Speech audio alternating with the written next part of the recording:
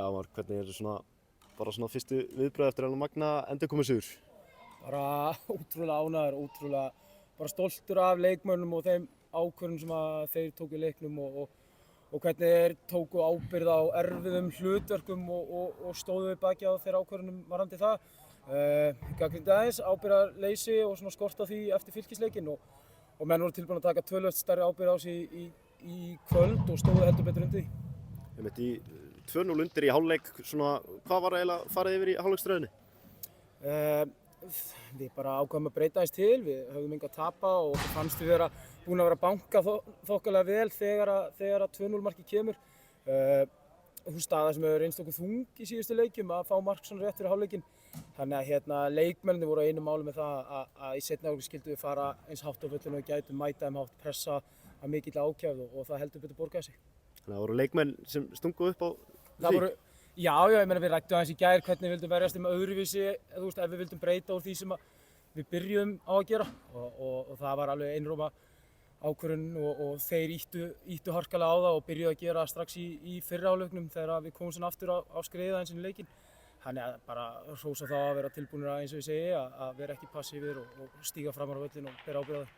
Eiður Gauti skorað 2 í dag, frábær mörk, hversu sterkt að geta bara hóað í þennan mann úr rými? Já, það náttúrulega bara ótrúlega sterkt. Ég meina, við erum eiginlega frekar að segja að loksins kom hann. Við höfum reynt áður og að ná honum yfir en loksins var hann tilbúinn af því að ég hef lengi vitað hversu góður hann og bara frábært fyrir hann að vera að koma tilbaka eftir erfið meiðsli og að skora, ekki bara ef við ekki að telja þetta fyrsta byrjunarliðsleikinn, ef við að taka þessar 4 sekúndur á móti Breiðablik út, í fyrsta byrjunarliðsleiknum gegn KR kemur mikill í KR fjölskyldu, þannig að ég held að þetta sé bara ótrúlega dýrmætt fyrir hann. Hann og Atli Þór voru að mynda svona stóri dúó þarna frammi, gaman að sjá það. Já, þeir bara unnu vel saman, ég meina, sama með Atla eins og Eið, ég meina, ég sit hérna í stúkunni fyrir 2 árum, 2022, nýtekið við liðinu og þeir eru að mætast hérna Ímir Hamar í 4. deildinni.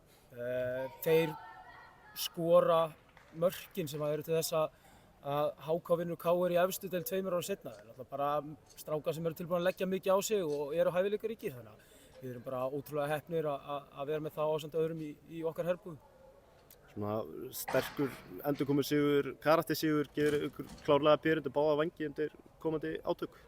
Já, ekki spurning. Við töluðum það að ef að botninn þyrfti að vera það sem að menn þyrfti að spyrna sig frá, þá skildum við gera það almennilega og það er ekki það bara að við erum á botninu fyrir leikinn, við vorum 2-0 undir í hálfleik á móti KR og menn sýndu svo sannarlega hvað þeim langar að gera og nú er það bara mjög mikilvægt að við höldum þeim standard í ábyrgð og ákjafð og öðru áfram í næstu leikjum. Hvernig þitt mat á botnbaráttuna eins og stendur í dag? Það er bara rosalega jöfn og allir væntanlega bara með þetta í sínum höndum. Ég meina það liðin eftir að mætast innbyrðis í seinni hluta eða í umspilshlutanum eða eftir tvískiptinguna.